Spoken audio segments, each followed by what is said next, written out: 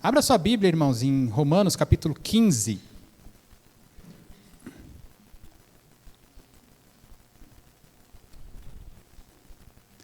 E antes de começar, eu queria fazer uma pergunta para você. Você que trabalha, quando o teu chefe te dá uma ordem, faz um pedido para você, você corre para fazer? Né? Você é daqueles que levanta e vai rapidinho fazer alguma coisa? Para as crianças, aqui ó, tem um monte de criança aqui, adolescentes, olhem para mim. Quando a sua mãe dá uma ordem para você, filha, vai lá lavar a louça. Como que você faz para cumprir a missão que a mãe te deu? Você é rápido para cumprir a missão? Quando a esposa liga para o marido e fala, marido, meu bem, passa no mercado, compra aí tal coisa. Você reclama ou você murmura ou você se esforça para fazer aquilo que a sua esposa está te pedindo? Quando você vai fazer um planejamento, assim, tira férias, ai que delícia, vou tirar férias. Aí você estabelece, não, agora a gente vai viajar, vamos passear, vamos descansar. Né? Qual é o seu nível de comprometimento com você mesmo, com a sua família, na preparação de uma viagem, por exemplo? Porque quando você vai preparar uma viagem, você estabeleceu uma missão para você e para a sua família. Nós vamos viajar e descansar tantos dias em tal lugar. Né? Como você se comporta em relação a essa missão que você tem para você e para a sua família?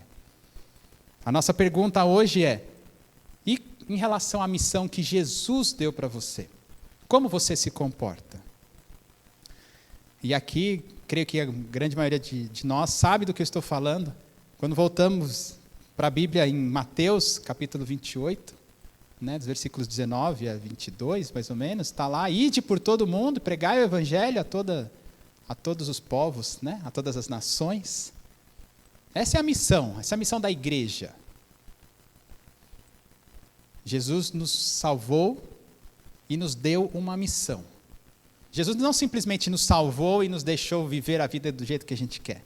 Ele deu uma missão para a igreja. E você que faz parte da igreja, você tem essa missão. Queira ou não. Essa missão está sob os seus lombos. Como você se comporta em relação à missão que Jesus deixou para você? Em Romanos, nós vamos ver como Paulo se esforçou para cumprir a missão. E hoje eu vou usar aqui a projeção, porque o texto tem alguns nomes de localidades e tudo mais, então eu preparei aqui um apoio visual para nos ajudar. E nós vamos ver então nesse texto, de Romanos 15, de 14 a 33, o esforço de Paulo em cumprir a missão que Jesus havia lhe dado. Amém? Vocês estão aí? Vamos juntos então? Nós vamos lendo o texto, trecho por trecho, ok? E vamos começar então no versículo 14, Romanos 15, versículo 14. Juliana, se puder passar o próximo slide. Bom, isso aí. Pode passar mais um. Vamos lá. Não, só mais um. Isso, vamos tópico por tópico. Vamos lá então, Romanos 15, versículo 14 a 16. E eu mesmo, meus irmãos, estou certo de que vocês estão cheios de bondade, têm todo o conhecimento e são aptos para admoestar uns aos outros. Entretanto, eu lhes escrevi, em parte mais ousadamente, como para fazer com que vocês se lembrem disso outra vez, por causa da graça que me foi dada por Deus, para que eu seja ministro de Cristo Jesus entre os gentios, no sagrado encargo de anunciar o evangelho de Deus, de modo que a oferta deles seja aceitável, uma vez santificada pelo Espírito Santo. Amém? Então esse é o primeiro trecho. Paulo está no fim da carta dele aos Romanos, ok? Temos apenas mais o capítulo 16, depois desse trecho que nós vamos ver hoje. E no capítulo 16 ele faz apenas despedidas. Então, esse último trecho aqui do capítulo 15 é praticamente o final da carta mesmo, de fato, aquilo que ele tinha a escrever para os romanos. E nesse primeiro trecho ele vai dizer para os romanos por que ele se esforçava pela missão. Nós vamos ver durante a pregação um pouco mais sobre o contexto do qual Paulo estava escrevendo, para quem ele estava escrevendo, mas aqui nos basta começar entendendo no versículo 14 que ele chama aqueles amados de irmãos, ou seja, ele estava escrevendo em primeiro lugar para uma igreja, a igreja em Roma, e essa igreja foi fundada quando, onde, como? Né? Se nós voltarmos lá para Atos, no capítulo 2, versículo 10, quando o Espírito Santo vem sobre os primeiros apóstolos de Jesus, seus discípulos, e aqueles homens são cheios do Espírito Santo, começam a pregar para uma multidão que estava em Jerusalém, por ocasião da festa de Pentecostes, talvez você deva lembrar dessa situação. O texto lá em Atos diz que havia gente de todos os lugares das redondezas, gente de Jerusalém, gente ali dos arredores, mas gente também que vinha de muito longe. E lá em Atos 2:10 diz que haviam romanos. Romanos, sim, pessoas que moravam em Roma, que eram nascidos em Roma, pertencentes ao Império Romano, mas que eram judeus. E o judeu, então, tinha o costume de ir até Jerusalém para comemorar as festas. Então, naquele tempo, naqueles dias, haviam pessoas de Roma. E aquelas pessoas ouviram a pregação de Pedro, aquela pregação que mais de 3.000 pessoas se converteram. A gente não sabe quantos romanos tinham, mas existiam romanos naqueles dias. E muitos daqueles romanos, então, se converteram a Jesus Cristo, eram judeus, mas se converteram a Jesus Cristo, foram batizados e depois voltaram para casa, voltaram para Roma. Portanto, a igreja de Roma começa, provavelmente, com esses irmãos que foram batizados lá em Jerusalém por Pedro e os apóstolos de Jesus Cristo. Ou seja, a igreja em Roma começou por meio de judeus convertidos a Cristo. Mas nós temos outras dicas no livro de Atos que nos mostram a formação dos romanos. Nós ouvimos há 15 dias atrás o pastor pregando sobre Atos capítulo 18, quando Paulo chega em Corinto e diz que Priscila e Áquila eram judeus convertidos a Cristo e que moravam em Roma, mas que o imperador tinha expulsado os judeus de Roma naquela época. Então, o que nós entendemos nas entrelinhas aqui da história bíblica é que em Roma havia uma igreja que começou com judeus, crentes em Jesus Cristo, que provavelmente alcançou gentios, e nós vamos ver no decorrer da carta que Paulo está falando para uma dupla audiência, para judeus e gentios, lembrando que o gentio é todo aquele que não é judeu, ou seja, os gregos, os europeus, né, que viviam lá, que nasceram fora do judaísmo, e Paulo está pregando para essas duas audiências que estão em Roma. Provavelmente, quando os judeus foram expulsos de Roma, os gentios continuaram com a igreja de Cristo lá em Roma, mas depois de algum tempo os judeus puderam voltar para Roma, ou seja, a audiência da igreja em Roma era uma audiência mista. Mas o que Paulo enfatiza aqui no versículo 14 é que aqueles irmãos, teoricamente, eram irmãos maduros, porque ele diz, vocês são cheios de bondade, vocês têm todo o conhecimento intelectual, conhecimento relacional com Deus, e também são aptos para admoestar, para exortar, para aconselhar-se uns aos outros. Ou seja, Paulo está lidando com uma audiência madura em Cristo, uma igreja bem formada, uma igreja com boas atitudes, provavelmente, que tinham seus defeitos. Paulo está tentando corrigir algumas coisas nessa carta, mas eram irmãos já firmes em Jesus Cristo.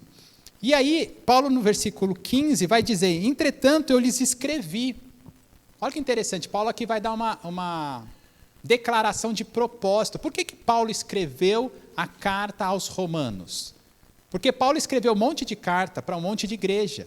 E se nós avaliarmos, a gente vai ver que todas as igrejas para a qual Paulo escreveu, foram igrejas que ele fundou. Lá aos Gálatas, aos Filipenses, aos Efésios, né, aos Tessalonicenses. Foram lugares que Paulo pregou, discipulou, amadureceu os irmãos, e agora ele escreve. Mas agora para Roma não, ele nunca tinha visitado Roma, mas ele está escrevendo. E por que ele está escrevendo? Ele diz por que ele está escrevendo. Ele diz que ele está escrevendo de maneira ousada por causa da graça de Deus. E é muito interessante isso. Ele vai dizer, né, no versículo 15, para que vocês se lembrem disso, por causa da graça que me foi dada por Deus. E ele tem um propósito, no versículo 16, que eu seja ministro de Cristo entre os gentios.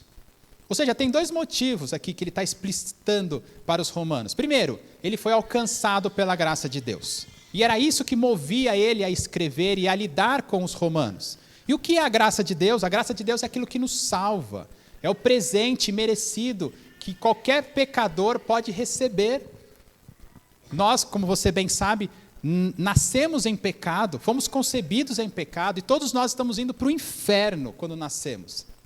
Espero que isso não te assuste, principalmente você que é pai de criancinha pequenininha, né? Isso pode assustar, mas de fato é assim, nós nascemos com um passaporte carimbado, vai para o inferno. Essa é a realidade de todo ser humano que nasce aqui na Terra. Mas Paulo reconhece que ele foi salvo não por mérito dele, mas pela graça, por um presente de Deus. Isso aconteceu lá em Atos 9, quando Paulo estava indo caçar cristãos, prender cristãos, matar cristãos em Damasco. Mas aparece uma luz resplandecente, Jesus fala com ele, e ele cai aos pés de Jesus e reconhece que Jesus não era alguém a quem deveríamos perseguir, mas sim alguém a quem deveríamos nos prostrar. E reconhece a divindade de Jesus. E ali Paulo então recebe a graça de Deus. Paulo é transformado, agora Paulo é uma nova pessoa. Paulo agora é um pregador do Evangelho. E é isso que move ele a escrever essa carta para os romanos. Porque por causa da graça de Deus, naquele tempo, lá em Atos 9, ele recebeu um comissionamento. Quando ele está lá na casa do irmão Ananias, se eu não me engano, né, que ora por ele, que as escamas dos olhos caem, ele recebe uma mensagem, uma palavra de Deus que diz: você vai ser minha testemunha entre os gentios. E você vai pregar, inclusive, para autoridades, para reis. Aquilo foi logo no comecinho da carreira cristã de Paulo. Ele nasce de novo, já sabendo que ele tinha um propósito para a vida dele, que era pregar para os gentios. Ele nunca deixou de pregar para o seu próprio povo, para os judeus. E nós temos visto isso na série de pregações em Atos. Lembra-se? Toda vez que Paulo chega numa nova cidade, ele visita primeiro a sinagoga. E ele vai falar com os judeus. E os judeus rejeitando, ele começa a falar para os gentios. Paulo tinha consciência dessa missão, que ele deveria espalhar o evangelho entre os gentios. E é por isso que ele está escrevendo. E você vai perguntar assim: mas por que ele está escrevendo para Roma então? Se lá em Roma tem judeus crentes, mas lá em Roma também tinha judeus, aliás, gentios crentes. E lá em Roma era o lugar onde haviam mais gentios não convertidos, porque era uma cidade que não era de origem judaica. Os gentios estavam espalhados por toda a Europa. E Paulo entendia então que lá era um lugar onde ele deveria pregar, porque lá haviam muitos gentios. Ou seja, ele escreve, então, começa escrevendo essa carta, e agora já está no fim da carta, mas para mostrar que ele quer desenvolver um relacionamento com aquela região, porque ele precisa alcançar os gentios. Os gentios não foi uma invenção de Paulo. Quando Deus chamou Abraão, lá no começo da Bíblia, ele disse que o povo, os descendentes de Abraão, eles seriam luz para os gentios. Que toda a terra conheceria a Deus por meio do povo judeu.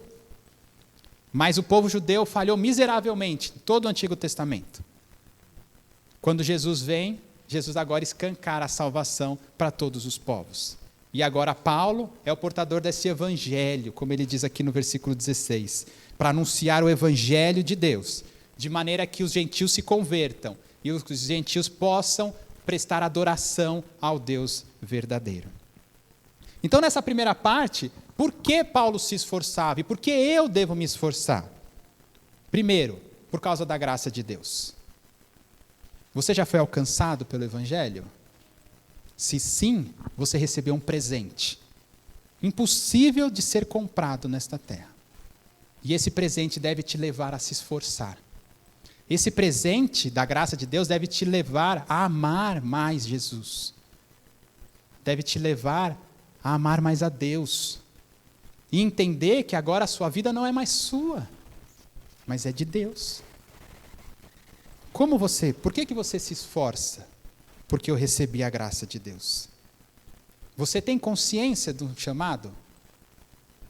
Paulo se esforçava porque ele tinha consciência do chamado dele. Imagina, Deus falou com ele por meio da boca de um profeta, diretamente: Paulo, eu te escolhi para que você pregue o meu nome entre os gentios. Paulo nunca mais esqueceu esse comissionamento. Nós não recebemos uma voz audível, talvez no dia da nossa conversão. Talvez você tenha ouvido, eu não ouvi. Mas quando a gente começa a estudar as Escrituras, a gente chega lá nos Evangelhos e a gente entende que Jesus me deu uma missão. Você tem convicção dessa missão? Ou você passa os dias correndo atrás do trabalho, cuidando da família, cuidando da casa, buscando dinheiro e se esquece que você agora é uma nova criatura em que você tem uma missão nessa terra? Lembre-se, sua missão é fazer discípulos de todas as nações, de todas as raças, de todas as tribos. Não se esqueça disso, meu irmão. Essa é a nossa missão. Você deveria acordar na segunda-feira de manhã pensando, o que eu vou fazer da minha vida hoje? É mesmo. Fazer discípulos de todas as nações. Na terça-feira, quando você acordar, você vai pensar assim, o que eu estou com vontade de fazer? Não importa o que eu estou com vontade de fazer. Importa que aquele que me comprou já me deu o que fazer. Eu preciso anunciar o Evangelho. No meu trabalho, na minha escola, na minha vizinhança, no trânsito, não importa onde eu estou. Você tem convicção desse chamado? Como que você vive a sua vida? Paulo decidiu viver a vida dele em prol do Evangelho. E era por isso que ele se esforçava. Esse era o motivo de ele se esforçar. Ele era uma nova criatura. Amém? Vamos continuar o texto? Pode passar mais uma lá? Nós vamos ver nesse segundo texto, para quem eu me esforço. Os versículos de 17 a 21. Acompanhe a leitura comigo, Romanos 15, 17. Tenho, pois, motivo de gloriar-me em Cristo Jesus nas coisas concernentes a Deus. Porque não ousarei falar sobre coisa alguma, a não ser sobre aquelas que Cristo fez por meio de mim, para conduzir os gentios à obediência, por palavras e por obras, por força de sinais e prodígios, pelo poder do Espírito de Deus. Assim, desde Jerusalém e arredores, até o Ilírico, tenho divulgado o Evangelho de Cristo, esforçando-me deste modo por pregar o Evangelho, não onde Cristo já foi anunciado, para não edificar sobre alicerce alheio. Pelo contrário, como está escrito, aqueles que não tiveram notícia dele o verão, e os que nada tinham ouvido a respeito dele o entenderão. Para quem eu me esforço? Para quem Paulo se esforçava? Ele começa esse trecho nos versículos 17 a 19, no 17, dizendo que eu tenho motivo para gloriar-me em Cristo. O que quer dizer essa palavra gloriar? A ideia aqui é a ideia de satisfação. Paulo está reconhecendo aqui, nesse momento, da vida dele, da viagem dele, a gente já vai falar um pouquinho mais em que parte da história ele estava nas viagens, mas Paulo olhava para trás ali daquele passado dele recente, daqueles últimos anos, e ele ficava satisfeito, ele ficava alegre por ver como Deus estava trabalhando por meio da vida dele. Paulo nunca bateu no peito e disse, porque eu sou o cara. Muitas vezes a gente faz isso para Paulo, Fala, não, Paulo era o cara, nossa, Paulo era fantástico. Mas Paulo não era assim. Paulo olhava para ele e sabia que tudo aquilo que ele estava fazendo, tudo aquilo que ele estava executando, todas as viagens que ele viajou, todos os lugares por onde ele passou, todos os milagres que foram feitos, não foram feitos por mérito dele, mas porque Jesus operou por meio dele naquelas vidas. E ele se sentia satisfeito, ele gloriava, ele glorificava a Deus por conta de tudo aquilo que Deus estava operando na vida dele. Quando a gente pega as viagens de Paulo, e nós estamos no meio de uma série em Atos, isso é muito legal porque provavelmente na sua cabeça está fresquinho aí algumas coisas que Paulo fez desde a sua primeira viagem. Você vai se lembrar comigo lá na primeira viagem, quando Paulo e Barnabé saem de Antioquia, eles passam por Chipre, e logo na primeira história, Paulo confronta um mago lá, um mágico, Elimas, e deixa o homem cego, e o tal do procônsul Sérgio se converte. Não foi Paulo, foi Jesus operando por meio dele. É o que está escrito no 18. A não ser aquelas coisas que Cristo fez por meio de mim, para conduzir os gentios à obediência, por palavras e obras, por força de sinais e prodígios. Quando nós vemos então a carreira de Paulo, depois no capítulo 14 de Atos, vai falar que ele operava sinais e milagres, sinais e maravilhas. Ele levantou um homem que era manco, que era coxo. Paulo olhou para ele lá no capítulo 14 de Atos, viu que o homem tinha fé suficiente e disse: levante-se. O homem levantou e foi curado. Um milagre que Jesus fez por meio dele. Você vai se lembrar já na segunda viagem, quando Paulo está lá em Filipos e uma endemoniada segue ele dizendo: este homem prega o caminho de Deus. E Paulo expulsa o espírito imundo que havia naquela mulher. E nós vemos, vez após vez, Paulo produzindo milagres e sinais. Mas ele está feliz nesse momento da vida dele, porque ele reconhece que não era ele que estava fazendo, era Jesus que fazia. Mas isso levou o quê? Os gentios à obediência à palavra de Deus. Ou seja, muitos gentios se converteram por causa da instrumentalidade de Paulo. Mas para quem Paulo se esforçava? E aí nós chegamos no versículo... ainda antes de chegar no versículo 20, no finzinho do versículo 19, ele dá uma instrução para a gente aqui. Assim, desde Jerusalém e arredores até o Ilírico, tenho divulgado o evangelho de Cristo. Vou pedir para a Juliana passar mais um slide para a gente, um pequeno mapinha. Ali embaixo, nós temos Jerusalém, ali um pouquinho mais para cima, Antioquia. E Paulo, então, na sua primeira e segunda viagem, lembrando que na semana passada o pastor pregou para a gente o finzinho do capítulo 18 de Atos, que encerra essa segunda viagem. Ou seja, Paulo, então, já tinha pregado em toda essa área verde ali de cima, que é a Ásia Menor, a Galácia, onde está Éfeso, e também já tinha pregado ali na Europa, lá na Macedônia, ali na parte de cima, passou por Tessalônica, Bereia, Atenas, chegou em Corinto, ali no finzinho, perto do Pontilhadinho. Ou seja, Paulo pregou então, desde Jerusalém, arredores, até o Ilírico. O que é o Ilírico? Está vendo essa área vermelha? É a parte mais à esquerda aqui dessa área aqui, nessa margem mais esquerda. Ali é o Ilírico. Ou seja, Paulo, quando viajou, passou por toda essa região ali. Na primeira viagem ele se concentrou na área verde, na segunda viagem ele chegou na área vermelha. Ou seja, Paulo viajou todo isso daí. Só para te dar uns fatos curiosos aqui, para a gente entender o próximo versículo. Quando Paulo escreveu a carta aos Romanos, ele já estava na terceira viagem. Ok? Ele já tinha feito 2 viagens. Na primeira viagem, a viagem demorou cerca de 1 ano e meio, 2 anos. A segunda viagem demorou cerca de uns 2 anos e meio. Teve um intervalo entre a primeira e a segunda e a terceira. O fato é que Paulo já estava em viagem, quando escreveu a carta aos Romanos, há cerca de 8 anos, viajando. E a viagem de Paulo não era uma viagem de lazer, né? Vocês conhecem o livro de Atos. Ele apanhou, ele foi preso, foi surrado, foi chicoteado, né? Foi expulso, foi arrastado, foi apedrejado, né? Teve que fugir dos caras de cidade em cidade. Então, assim, imagina, 8 anos fugindo, apanhando, sendo repudiado pelos outros, mas pregando o evangelho. Um outro dado interessante é que os estudiosos dizem que quando Paulo se converteu, ele não era um jovenzinho. Lembre-se que Paulo já era um homem de autoridade, que recebeu uma carta de recomendação de Jerusalém para ir a outro país para caçar cristãos. Ou seja, Paulo já era alguém respeitado no meio do seu povo. E isso não acontecia antes dos 30 anos. Provavelmente Paulo tinha entre seus 35 a quase 40 anos.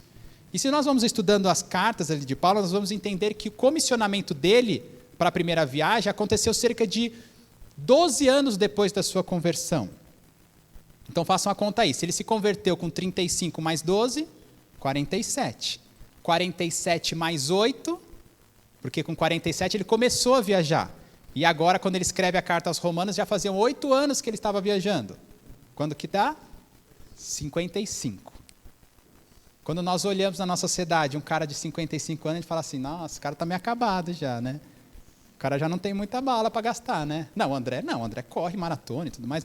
Mas assim, a sociedade vê o cara de 55 anos, de 60 anos, como um cara que assim, o cara já está na descendente, o cara já é bom que ele já vai parando, né, de trabalhar na igreja, né? O cara está cansado, já trabalhou a vida inteira. Tá bom? Já pensaram nisso? Paulo estava com 55 anos, talvez perto dos 60. Vamos ler o versículo 20.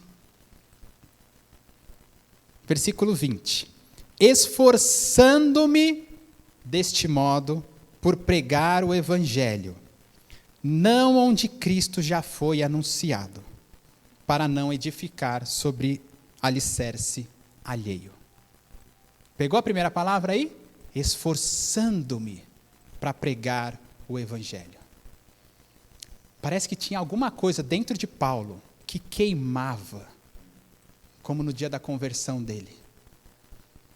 Ele foi transformado de tal maneira, e ele passou a amar de tal maneira esse Jesus, que depois de 20 anos pregando e apanhando por causa de Jesus, ele ainda tem a coragem de escrever que ele queria se esforçar ainda mais para pregar o evangelho.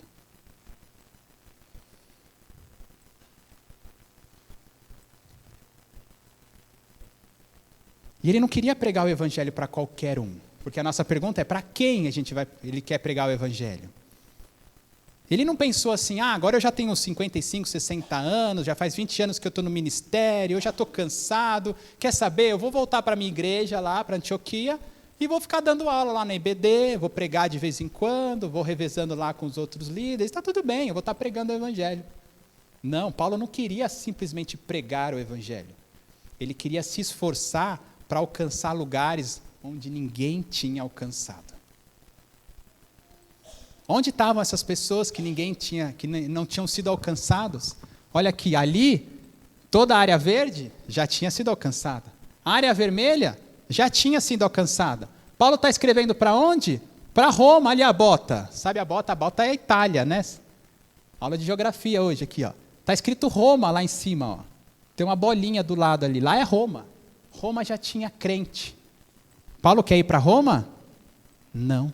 Ele quer ir para mais longe ainda. Mas Paulo, você já está cansado. Para que viajar tão longe assim? Com a sua idade? Não, é melhor ficar em casa. Não, eu quero me esforçar. Eu quero me esforçar, e ele vai citar ainda um texto que está escrito lá em Isaías. Porque Isaías disse que em algum momento, alguns que nunca tinham ouvido falar dele, o veriam. E aqueles que nunca tinham ouvido falar a respeito, entenderiam quem é Jesus. Paulo agora começa uma viagem mais inovadora ainda, alcançar os povos não alcançados. E hoje na missiologia, eu sei que o irmão Enoque ali é o missionário aqui, veio justo no dia da pregação de missões, hein, Enoque? Glória a Deus. Depois se você quiser falar sobre missão, conversa um pouco com o irmão Enoque lá, tá bom, irmão? Missionário de longa carreira. Mas hoje, os missionários, a missiologia, os estudiosos sobre missões usam um termo chamado povos não alcançados. Passa o próximo slide, vamos ver o que são esses povos não alcançados. Para frente. Aí, ó, tem um gráfico. Não dá para entender nada do que está escrito, porque está escrito tudo em inglês, então não faz diferença nenhuma. O que a gente precisa são essas barrinhas coloridas. Isso aí está no site Projeto Josué, o Joshua Project, você pode acessar lá na sua casa. E aí tem dois gráficos.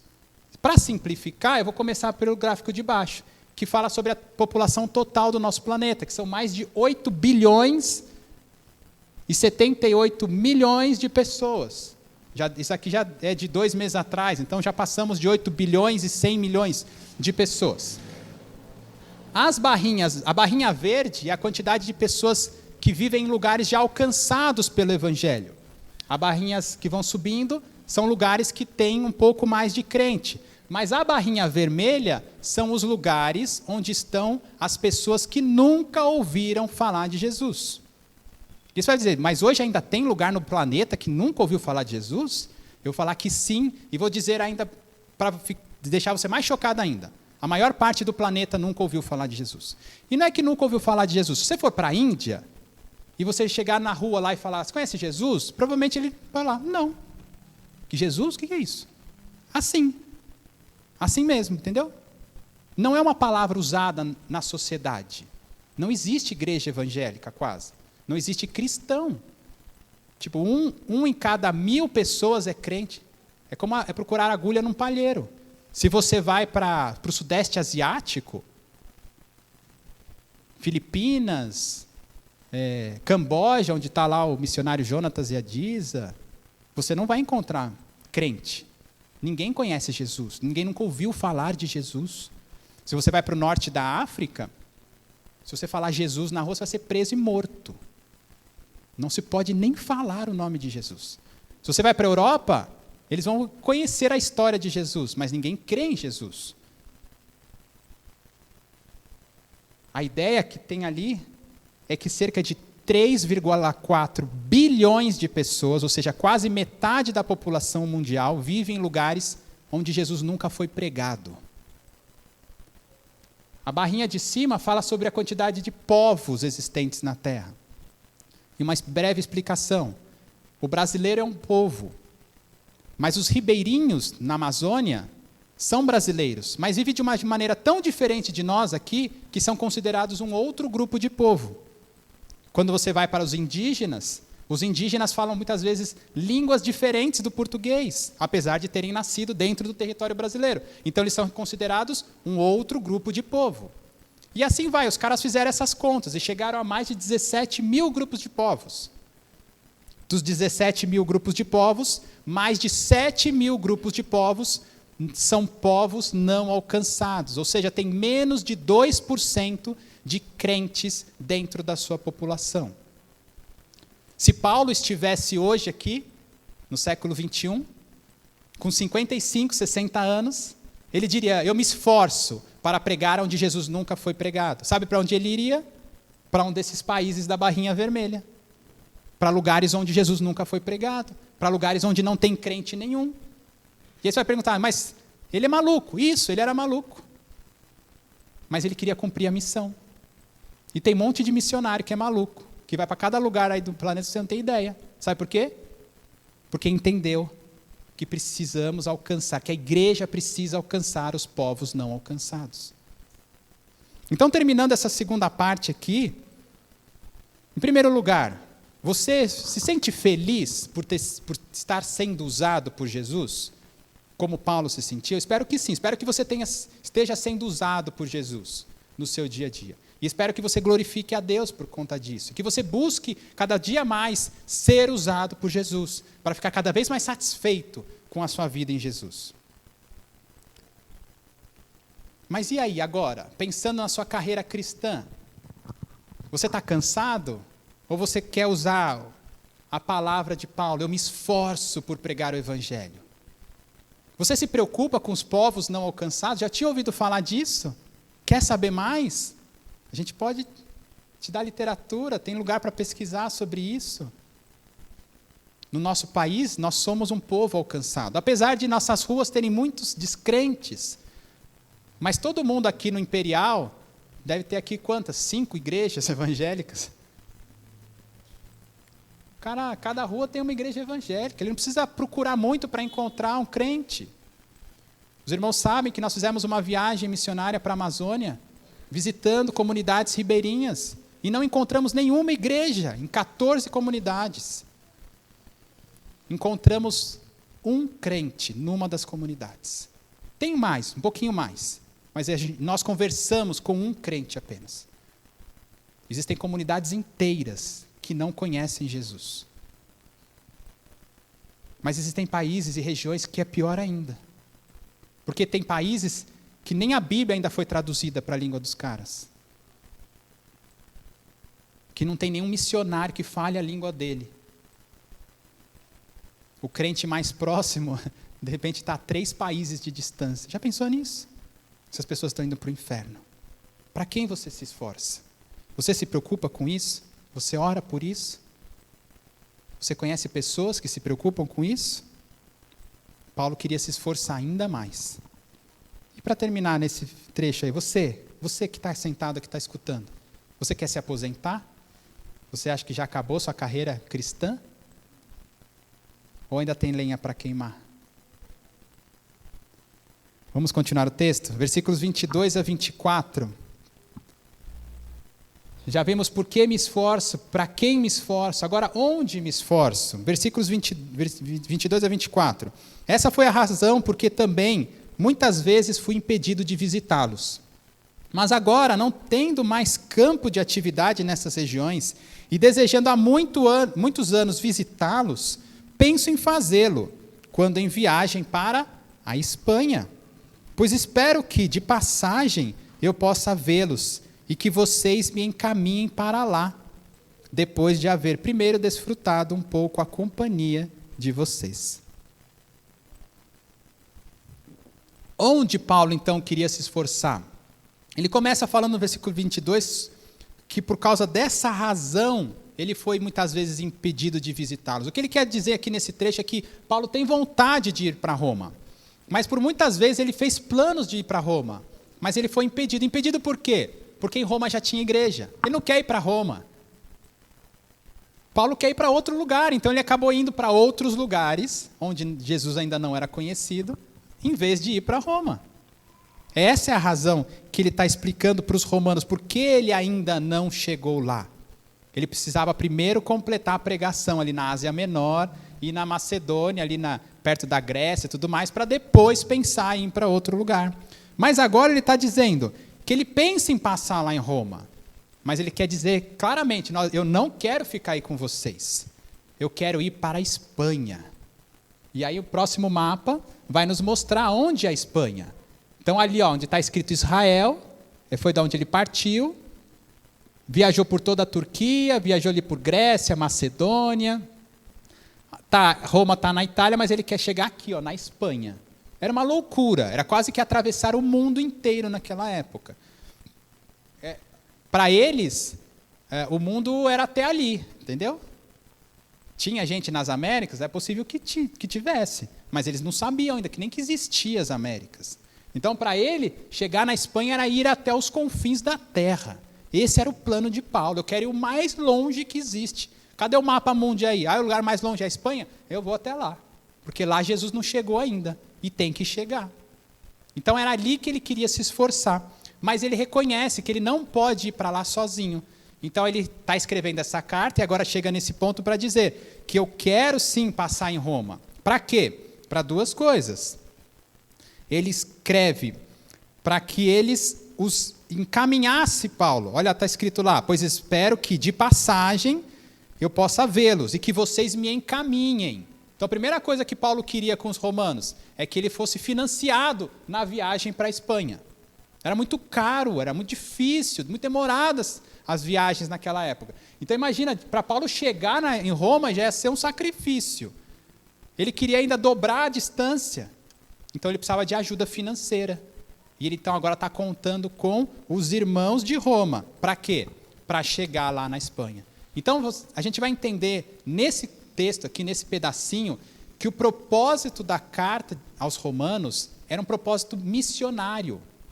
Paulo escreveu esse monte de coisa aqui em Romanos porque ele queria chegar ali na Espanha, era por isso que ele estava escrevendo essa carta. Ele queria desenvolver um relacionamento com os romanos. Um relacionamento onde ele pudesse sim ensinar coisas para os romanos, e ele ensina muita coisa aos romanos aqui nessa carta, mas para que ele fosse bem recebido pelos romanos, para que ele fosse adotado como missionário dos romanos, e que eles pudessem enviar Paulo. Então, o objetivo da carta aos romanos, mais do que ser uma carta teológica, é uma carta missionária. E nós nunca, ou dificilmente pensamos na carta aos romanos com esse olhar, que a carta aos romanos é uma carta missionária. Mas para isso ele precisava então desenvolver relacionamento, e é isso que ele fala logo a seguir. Então ele iria para lá depois de haver primeiro desfrutado um pouco da companhia de vocês.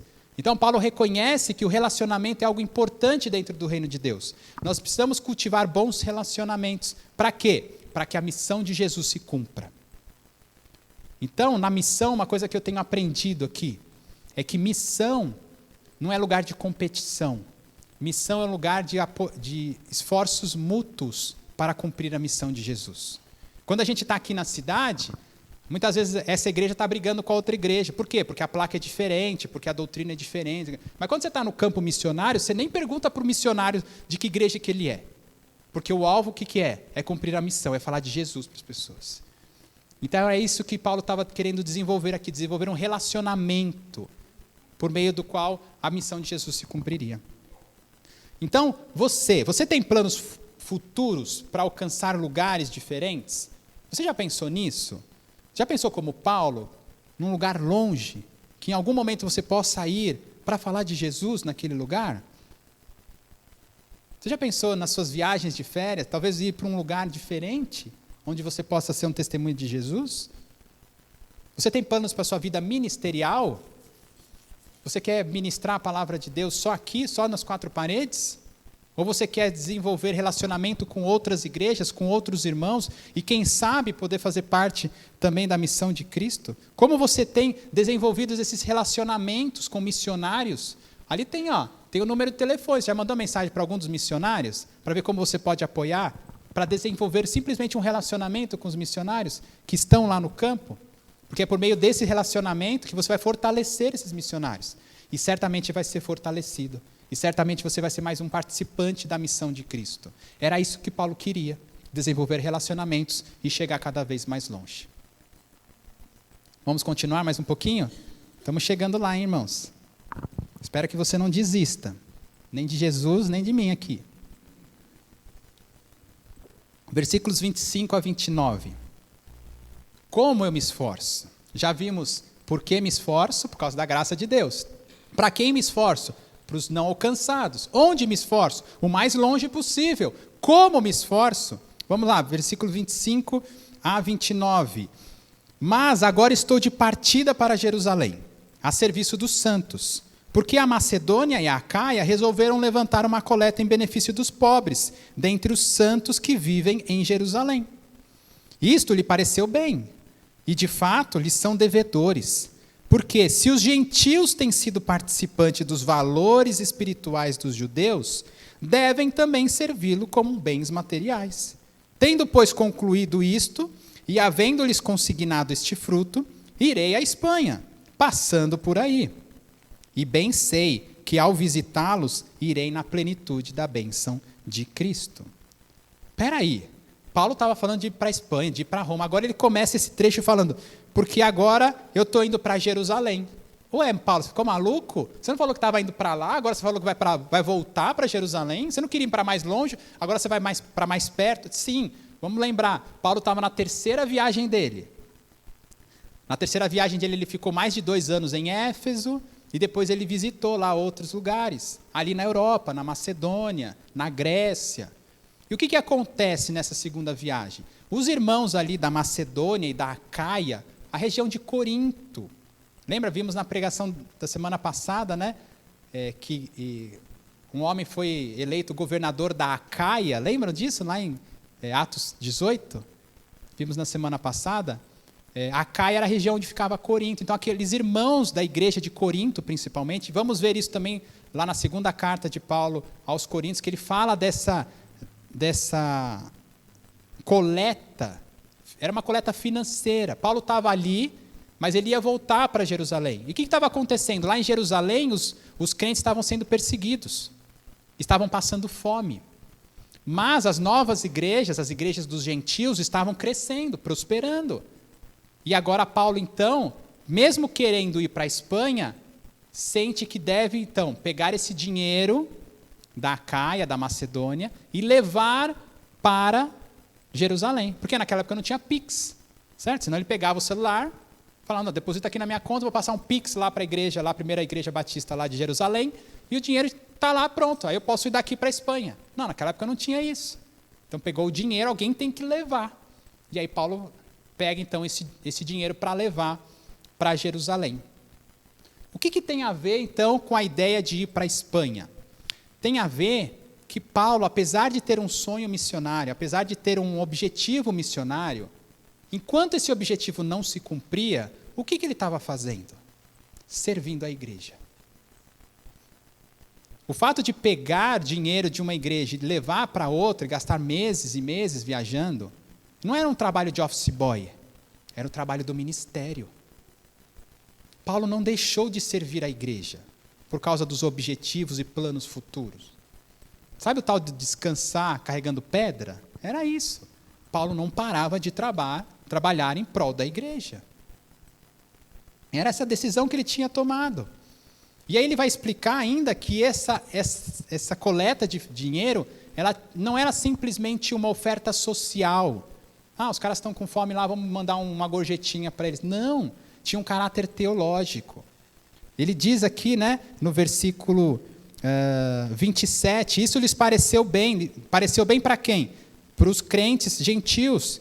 E, de fato, eles são devedores, porque os gentios têm sido participantes dos valores espirituais dos judeus. Que valores espirituais são esses? A salvação veio de onde? Dos judeus. Jesus era judeu, lembra-se disso? Deus escolheu uma nação para ser a sua nação, os judeus. Os filhos descendentes de Abraão, Isaque e Jacó. E Jesus era judeu. Agora a salvação de Jesus se espalhou para os gentios. Então os gentios receberam a salvação dos judeus. Agora os gentios, que fazem parte da igreja, como prova da sua fé nesse Jesus judeu, querem abençoar os judeus com bens materiais. É isso que ele vai continuar aqui. Então, os gentios têm sido participantes dos valores espirituais dos judeus, devem também servi-los com bens materiais. Então, a ideia de Paulo aqui é que levar essa oferta dos gentios para os judeus tinha um caráter teológico. Por quê? Porque na igreja de Roma havia o quê? Briga entre judeus e gentios. Eita, nós! Olha como é complexo, o reino de Deus. Não precisava ser tão complexo assim, mas é complexo, as pessoas são diferentes. O judeu tinha um tipo de costume, o gentio tinha outro tipo de costume, mas agora os dois reconhecem Jesus como Deus, e agora eles vão viver dentro das mesmas 4 paredes, só que um quer viver de um jeito, outro quer viver de outro jeito. Um fala que o outro é fraco, o outro fala, não, mas quem fraco é ele, que é pecador. Não, mas fraco é aquele, porque fica aguardando o dia especial, não pode comer um monte de tipo de comida. E outro fala, não, mas pecador são vocês, que comem a carne da macumba e tal. E aí vira um rebuliço. E várias das cartas do Novo Testamento, Paulo escreve para apaziguar essas brigas entre judeus e gentios. E lá em Roma tinha. Tanto tinha que desde o capítulo 12 até o começo do capítulo 15, Paulo está lidando com essas diferenças entre gentios e judeus. E agora, por que Paulo escreve que apesar de querer ir para a Espanha, ele vai para Jerusalém? E mostra o exemplo dele, relacionando gentios e judeus. Para quê? Para trazer união. Para mostrar por meio do exemplo dele que gentios e judeus devem viver pacificamente na igreja. Por isso que Paulo escreve isso aqui, de propósito. Para falar, vocês, cambada de crente, vamos parar de brigar? Porque um é uma coisa e outra é outra? Vamos viver em união? Então, outro objetivo dessa carta aqui de Paulo aos Romanos é trazer união para a igreja de Roma. E não só para a união para a igreja de Roma, mas também para a nossa igreja, para as nossas igrejas do século 21. E Paulo, não se esqueça que Paulo está falando de missão. Missão traz união. Missão traz união. Falar do plano missionário, das viagens dele, tinha o objetivo de trazer união para a igreja de Cristo. Por fim, a ideia então de Paulo é que lá no versículo 28, é que ele vai chegar lá em Roma e vai dar o dinheiro, e os judeus vão falar assim, puxa vida, os gentios se converteram de verdade, porque eles estão enfiando inclusive a mão no bolso para ajudar a gente. Eles creem em Jesus de verdade. Isso seria então um testemunho da fé, o dinheiro sendo usado como um testemunho de fé. E por fim, no versículo 29, ele diz, e bem sei que ao visitá-los, irei na plenitude da bênção de Cristo. Paulo tinha convicção total de que esse monte de viagem que ele estava fazendo estava debaixo da bênção de Deus, estava debaixo da vontade de Deus. E que ao relatar todas essas coisas, ele seria bem recebido em Roma. Porque iriam olhar para Paulo e falar, puxa vida, esse cara aí é de Cristo mesmo. Olha, ele serve para valer a igreja mesmo. Vamos confiar nesse cara. Vamos tanto confiar nele que a gente vai apoiar a viagem dele. Essa era a ideia de Paulo ao escrever então a carta aos romanos, né? Então aqui nós estamos vendo como ele se esforçava. Como ele se esforçava? Servindo a igreja. Nunca parando de servir a igreja. E a pergunta para nós é: como você tem se esforçado para cumprir a missão que Jesus deixou? Lembra? Vão e façam discípulos. Alguma coisa tem travado o seu serviço na igreja? Eu espero que você não pense que já está querendo se aposentar. Espero ainda que você tenha lenha para queimar. E espero que você não fique apenas sonhando com um dia que você vai servir, mas que você continue servindo. Hoje, no fim do culto, durante a semana, no próximo domingo, nos encontros da igreja durante a semana, que você não pare de servir a igreja de Jesus Cristo.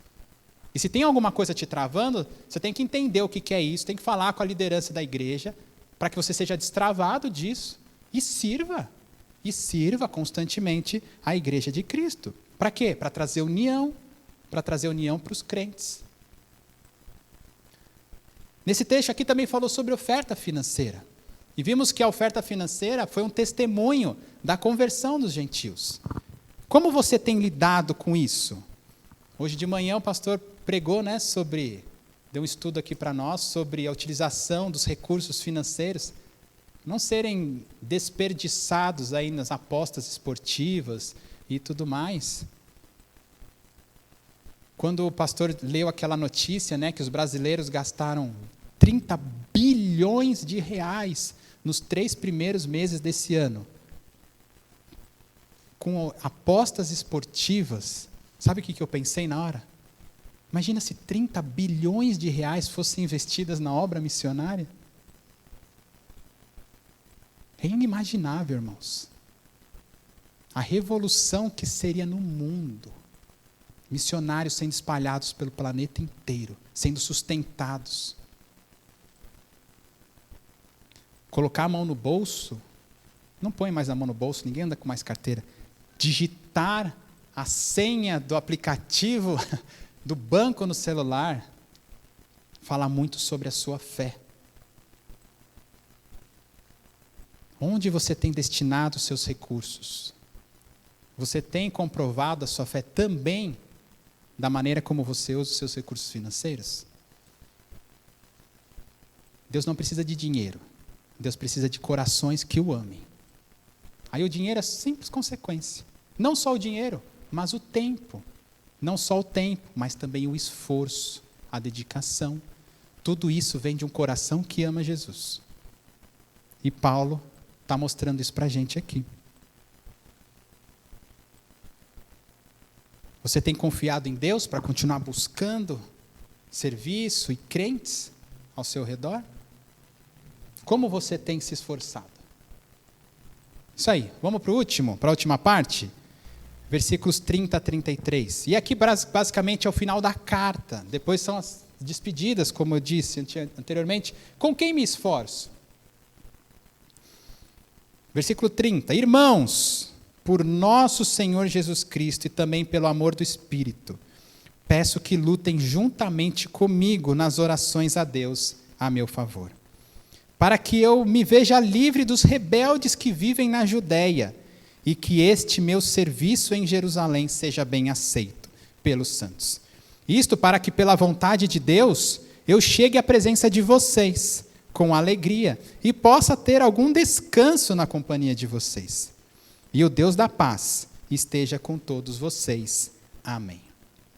Por fim, Paulo agora vai fazer um pedido de oração, porque ele sabe que todo esse planejamento dele, toda essa vontade missionária dele, ela é vã se ele tentar fazer tudo isso sozinho.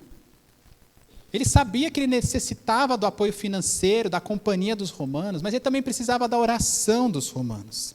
E é esse o apelo que ele faz no versículo 30. Invocando a Trindade, né? Por nosso Senhor Jesus, pelo amor do Espírito. Orem comigo a Deus em meu favor, para que tudo isso se cumpra, para que eu possa chegar até vocês. Nós precisamos do envolvimento de Deus na nossa missão, no nosso serviço, na nossa dedicação. Isso só pode vir de Deus. O sustento, tudo isso só vem de Deus. Paulo sabia disso. Paulo tinha essa dependência de Deus para as coisas, para o ministério, para as viagens. E ele sabia que ele não podia fazer isso sozinho. Ele precisava do envolvimento dos irmãos em oração. Esse é o apelo. E aqui ele faz 2 pedidos de oração. Então, quais são os pedidos de oração? Primeiro, está lá no versículo 31, para que eu me veja livre dos rebeldes que vivem na Judéia.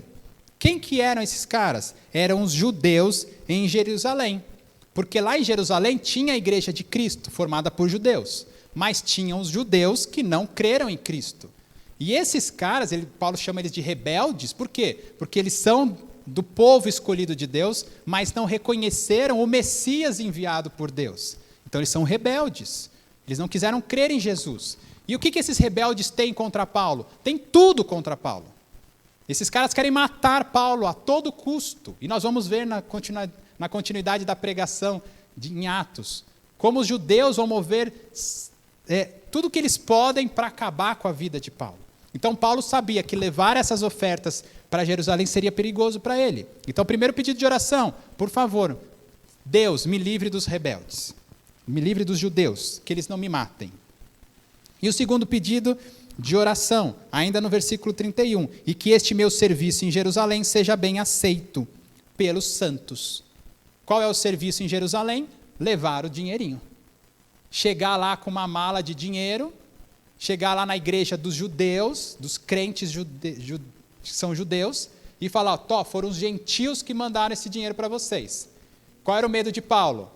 Os caras baterem a porta na cara dele e falar assim, nós não vamos aceitar o dinheiro dos gentios. Era algo que podia acontecer. Então, a oração de Paulo a Deus, por favor, que os santos lá de Jerusalém recebam a oferta. Que a minha viagem não seja em vão, que seja motivo de alegria para toda a igreja de Cristo. Que isso traga mais união para a igreja de Cristo. E o que será que aconteceu? Paulo não sabia a resposta de oração, mas a gente sabe a resposta de oração. Sim, Deus deu um sim para esses 2 pedidos de oração. Paulo foi preso em Jerusalém. Quando Paulo chegou lá em Jerusalém, o que aconteceu? Os judeus acusaram Paulo de ter colocado um grego dentro do templo. Nós vamos ver isso em Atos 21 a 23, tá bom? Nós vamos chegar lá na série de pregações. Mas Paulo chegou lá, foi acusado pelos judeus, e os judeus começaram a espancar Paulo no templo. Até que uns soldados romanos foram lá e resgatam Paulo do meio da multidão. Ele foi salvo da morte. Não era o plano de Paulo ser preso, mas a prisão pelos soldados romanos salvou a vida de Paulo, dos judeus que queriam matá-lo. Sim, Deus respondeu a oração favoravelmente. E a segunda oração? Será que ele foi respondida? Sim, diz que lá em Atos 21, 17, que quando os presbíteros de Jerusalém o receberam com alegria. Oh, glória! Ele chegou com a mala de dinheiro dos gentios e os crentes judeus de Jerusalém o receberam com alegria. Segundo pedido de oração cumprido. Olha que testemunho poderoso. Poder voltar, chegar lá em Roma e falar, lembra aquele pedido de oração que eu fiz para vocês? Deus ouviu as nossas orações. E a missão de Jesus continua. Eu estou aqui e posso ir para a Espanha para pregar. Muito obrigado, porque eu pude desfrutar da companhia de vocês, romanos. Essa era a ideia, que quando Paulo chegasse em Roma, ele poderia dizer o testemunho, contar o testemunho de como Deus o sustentou. Pois é, o fato é que Paulo termina aqui esse trecho dizendo que ele poderia ter algum descanso na companhia dos romanos. E ele termina dizendo, Deus da paz esteja com todos vocês. E com isso, ele quer dizer que Deus é o Deus que dá a paz para nós. E isso ele falou durante toda a carta aos romanos. Ele mostrou para os romanos que o homem é inimigo de Deus, que o homem está em guerra contra Deus, mas que todo aquele que se rende a Jesus Cristo é justificado por Cristo e agora está em paz com Deus. E como começa Romanos capítulo 8, já não há mais condenação para todos aqueles que creem em Jesus Cristo. Essa é a mensagem de Romanos, de Paulo aos Romanos. Já não há condenação para aqueles que estão em Cristo Jesus. Se você estava indo para o inferno, você agora pode ter paz com Deus e morar com Deus para toda a eternidade. Então, se você é um inimigo de Deus ainda, você precisa entender que Deus é o único que pode trazer paz para a sua vida, por meio de Jesus Cristo. Não há outro caminho. E os romanos precisavam saber disso. Paulo tinha convicção disso. E era por isso, por amar Jesus e por reconhecer essa paz que havia no coração dele, que ele tinha todos esses planos e que ele se esforçava de tal maneira para alcançar cada vez mais pessoas que se rendessem a Jesus Cristo. Não importa a idade, não importa a carreira, não importa quando você se converteu, não importa quem vive do seu lado. O que importa é que fomos comprados pelo sangue de Cristo. E isso deve gerar uma transformação tão grande na nossa vida, que a nossa vida deve ser totalmente diferente. Nós não vivemos mais para nós mesmos. Nós vivemos para aquele que nos comprou. E o plano daquele que nos comprou é alcançar o mundo inteiro com o Evangelho, com o presente da salvação em Jesus Cristo. Nós chegamos ao final, então, dessa palavra, dessa parte das Escrituras, reconhecendo que Paulo simplesmente continuava fazendo na terra aquilo que Jesus fez, negando-se a si mesmo, sofrendo para que as pessoas tenham paz com Deus. Que essa seja a tônica da nossa vida. E para terminar, eu queria deixar alguns desafios para todos nós. Primeiro desafio, converta-se. Reconheça que Deus pode te presentear com a salvação. Isso não é uma obra só, não há nada que você possa fazer que possa te tornar amigo de Deus. Você só pode se tornar amigo de Deus se você reconhecer que Jesus Cristo morreu na cruz para perdoar os seus pecados. Se você reconhece isso com o seu coração, confessa com a sua boca, você sai das trevas e vai para a luz. Você sai de um estado de desgraça para um estado de graça. Você sai do inferno e vai para o céu. Paulo reconheceu isso. Meu segundo desafio para nós hoje, envolva-se com missões. E isso requer esforço. E quando eu digo esforço, não é só o esforço de mandar uma mensagem para o missionário. Esforço envolve tempo, envolve suor.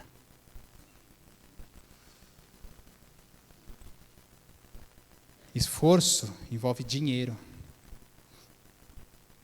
Mas que o nosso esforço tenha um direcionamento diferente. Que você entenda que o planeta é muito maior do que só o Jardim Imperial. E que apesar de ter muita gente descrente no Jardim Imperial, tem muita gente, tem países inteiros indo para o inferno porque não tem crente. Então que o tempo, esforço, dinheiro, trabalho também seja direcionado e principalmente seja direcionado para aqueles lugares onde Cristo ainda não foi pregado. Que a nossa mentalidade de oração em missões seja mudada nesta noite, pensando nos povos não alcançados. Mas o terceiro desafio é que você individualmente faça planos missionários. E quando eu falo planos missionários, agora eu quero começar do começo. Talvez você não esteja pronto, preparado para ir para o outro lado do mundo, assim, semana que vem. Mas semana que vem, nós temos um trabalho evangelístico. Aqui na quadra ali, ó. Léo Sports, como é? É isso, né? A gente lida ali com 40 crianças todo sábado. Muitas delas não conhecem Jesus. Talvez você possa começar com missões ali. Talvez você possa começar com missões aqui no trabalho com os artesanatos, né, dona Marinete? Convidar uma mulher descrente e vir fazer artesanato com ela aqui. Talvez você possa mapear na sua rua 10 casas para o lado, 10 casas para o outro. Quem são os descrentes da minha rua? E talvez você possa começar fazendo um bolo e convidando uma das vizinhas para tomar um café com ela. É a sua missão. É você cumprindo a missão de Cristo. Mas talvez você tenha um chamado para ir para os indígenas. Um chamado para ir para o sertão. Um chamado para ir para a Amazônia. Um chamado para ir para o Equador, para a Colômbia. Ou um chamado para ir para o Camboja. Ou para ir para Marrocos. Ou para ir para o Japão. E se você tem esse chamado, vá atrás, vá se preparar, vá pesquisar, vá orar, vá ler uma